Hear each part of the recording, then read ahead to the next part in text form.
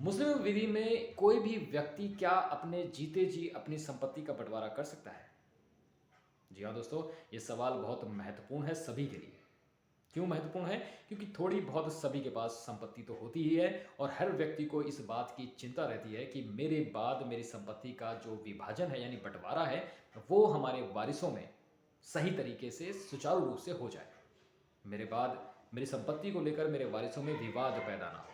लेकिन हकीकत ये है कि आम तौर पे देखा यही जाता है कि संपत्ति का जो विवाद पैदा होता है वो संपत्ति के मालिक की मृत्यु के बाद ही पैदा होता है। जी हाँ दोस्तों, ज़्यादातर मुकदमे जो संपत्ति को लेकर आते हैं वो इसी चीज़ को लेकर आते हैं कि जब किसी व्यक्ति की मृत्यु होती है तो उसकी संपत्ति को लेकर उसके वारिसों में विवाद पैदा हो ही जाता है।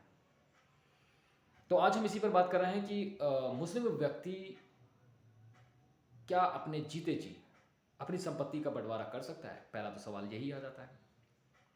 दूसरा, यदि अगर कोई मुस्लिम व्यक्ति अपनी संपत्ति को लेकर हिबा के माध्यम से बंटवारा कर दे, तो क्या वो मान्य होगा या नहीं होगा?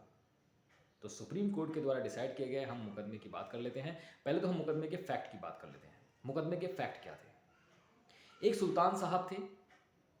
सुल्तान साहब ने अपने जीते जी अपनी संपत्ति का जो बंटवारा किया था वो मौखिक हिबा के माध्यम से कर दिया था। उनके बेटे थे और एक उनकी बेटी भी थी और उन्होंने अपनी संपत्ति का जो बंटवारा किया था वो मुस्लिम विधि के अनुसार मौखिक हिबा के माध्यम से कर दिया था।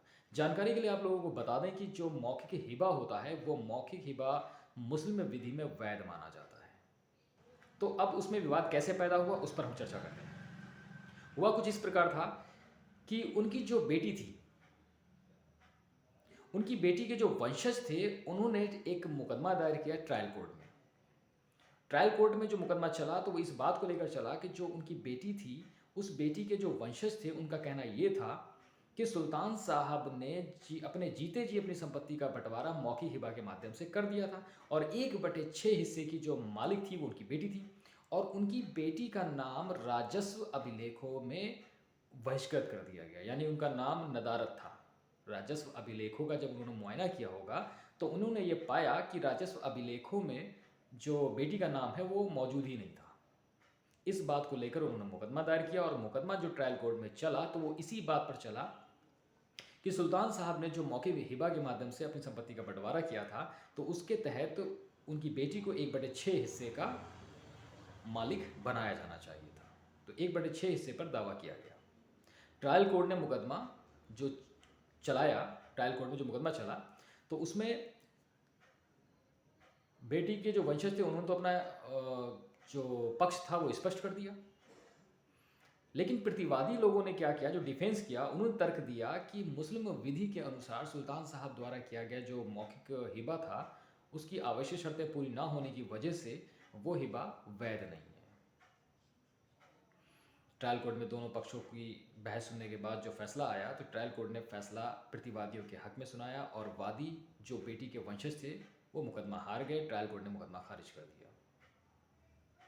मुकदमा पहुंचा हाई कोर्ट। हाई कोर्ट ने ट्रायल कोर्ट के फैसले की पुष्टि कर दी।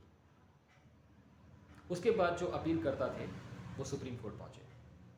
जब सुप्रीम कोर्ट पहुंचे तो सुप्रीम कोर्ट ने जो डिसाइड किया तो सुप्रीम कोर्ट ने 2 बिंदुओं पर डिसीजन दिया। एक तो ये कि क्या एक मुस्लिम व्यक्ति अपने जीते जी अपनी संपत्ति का बंटवारा कर सकता है? तो जवाब ये मिला, सुप्रीम कोर्ट ने कहा कि कोई भी मुस्लिम व्यक्ति मुस्लिम विधि के अनुसार जीते जी अपनी संपत्ति का बंटवारा नहीं कर सकता।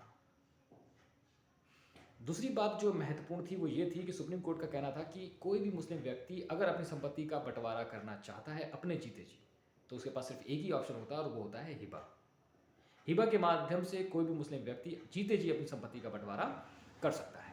सुल्तान साहब ने चूंकि यही किया था, लेकिन सुल्तान साहब द्वारा किया गया हिबा सुप्रीम कोर्ट ने ट्रायल कोर्ट और हाई कोर्ट के फैसले की पुष्टि करते हुए अवैध घोषित कर दिया, क्योंकि सुप्रीम कोर्ट का कहना था कि जो हिबा किया गया था उसकी आवश्यक शर्तों का जो साक्ष्य था उसका अभाव था। वही ट्रायल कोर्ट ने कहा था कि साक्ष्य का अभाव है और वही सुप्रीम कोर्ट ने भी इसको जस्टिफाई किया और किस तरह से साक्ष्य का अभाव था वो भी सुप्रीम कोर्ट ने बताया।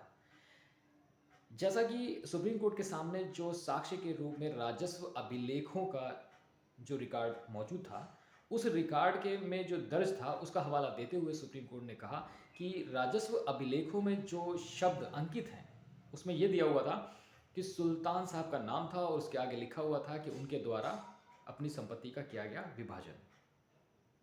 वहाँ पर कहीं भी सुप्रीम कोर्ट का कहना था कि इस अभिलेख में कहीं पर भी गिफ्ट या हिबा जैसा शब्द का इस्तेमाल ही नहीं किया गया। इससे साफ जाहिर होता है जो हिबा की आवश्यक शर्त है उद्घोषणा यानी कि डिक्लेयर करना, घोषणा करना, उसका यहाँ पर अभाव था। सुप्रीम कोर्ट ने आवश्यक शर्तों का हवाला देते हुए बताया कि कोई भी हिबा जो किया जाता है मुस्लिम विधि में उसमें 3 शर्तें बहुत महत्वपूर्ण होती हैं। पहली तो ये कि जो हिबा करता है यानी हिबा करने वाले की घोषणा मायने रखती है। दूसरा जो आवश्यक शर्त होती है वो होती है स्वीकार किया जाना, यानी कि हिबा जो करता है वो उसकी घोषणा करेगा और हिबा जो स्वीकार करता है यानी जिसके हक में हिबा किया जा रहा है उसके द्वारा स्वीकार किया जाना होता है। और तीसरा होता है पोजेशन यानी कि कब्जा। जब कभी कोई मुस्लिम व्यक्ति अपनी संपत्ति का हिबा करता है तो हिबा करने के दौरान कब्जा दिया जाना बेहद महत्वपूर्ण होता है। और इस तरह सुप्रीम कोर्ट ने डिसाइड किया कि एक मुस्लिम व्यक्ति जीते जी अपनी संपत्ति का बंटवारा नहीं कर सकता और इस मुकदमे में जो हिबा किया गया था वो आवश्यक शर्तों को पूरा ना करने की वजह से अवैध है, तो लिहाजा अपील भी खारिज कर दी गई।